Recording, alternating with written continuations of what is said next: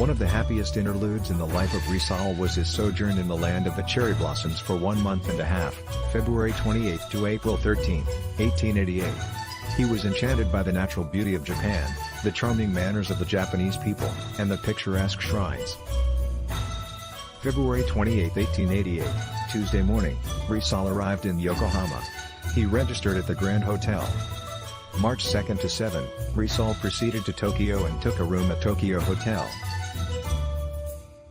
Rizal was visited at his hotel by Juan Pérez Caballero, secretary of the Spanish legation. The latter invited him to live at the Spanish legation. Spanish diplomatic authorities were instructed from Manila to monitor his movements in Japan.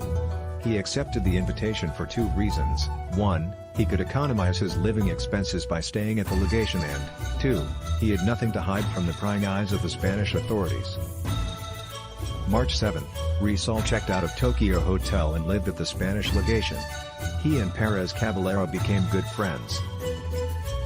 During his first day in Tokyo, Rizal was embarrassed because he did not know the Japanese language. He looked like Japanese but he could not talk Japanese. Rizal studied Japanese language and he was able to speak it within a few days. He also studied the Japanese drama, kabuki, arts, music, and judo, Japanese art of self-defense. March 1888, it was a beautiful spring afternoon. Rizal was promenading in a street of Tokyo near a park. As he approached the park, Rizal heard the Tokyo band playing a classical work of Strauss. He was impressed by the superb performances of the Western music. Rizal admired and wondered how Japanese people have assimilated the modern European music to the extent of playing the beautiful musical masterpieces of the great European composers. Rizal was favorably impressed by Japan. Things which favorably impressed Rizal in Japan were: 1. The beauty of the country, its flowers, mountains, streams, and scenic panoramas. 2. The cleanliness, politeness, and industry of the Japanese people. 3. The picturesque dress and simple charm of the Japanese women. 4. There were very few thieves in Japan, so that the houses remained open day and night, and in the hotel room one could safely leave money on the table. Osei-san, a samurai's daughter, 23 years old and a pretty Japanese girl whom Rizal was attracted by her regal loveliness and charm. Rizal and Osei-san met almost daily. Together, they visited the interesting spots of the city, the Imperial Art Gallery, the Imperial Library, the universities, the Shokubatsuen, Botanical Garden, the city parks, particularly Hibiya Park, and the picturesque shrines. Rizal saw in lovely Osei-san the qualities of his ideal womanhood: beauty, charm, modesty, and intelligence. Rizal fell deeply in love with her.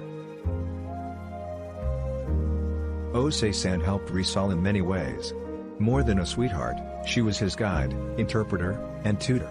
She guided him in observing the shrines and villages around Tokyo. She improved his knowledge of Nippongo, Japanese language, and Japanese history. Rizal's great love for Osei-san is attested by the hero's diary.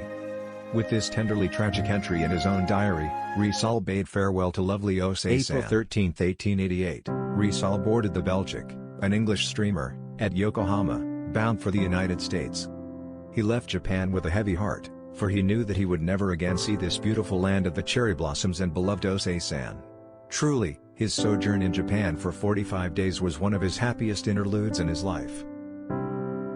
As everything on earth has to end, the beautiful romance between Rizal and Osei-san inevitably came to a dolorous ending. Sacrificing his personal happiness, Rizal had to carry on his libertarian mission in Europe. Accordingly, he resumed his voyage, leaving behind the lovely Osei-san, whom he passionately loved. Osei-san was broken-hearted by the departure of Rizal, the first man to capture her heart.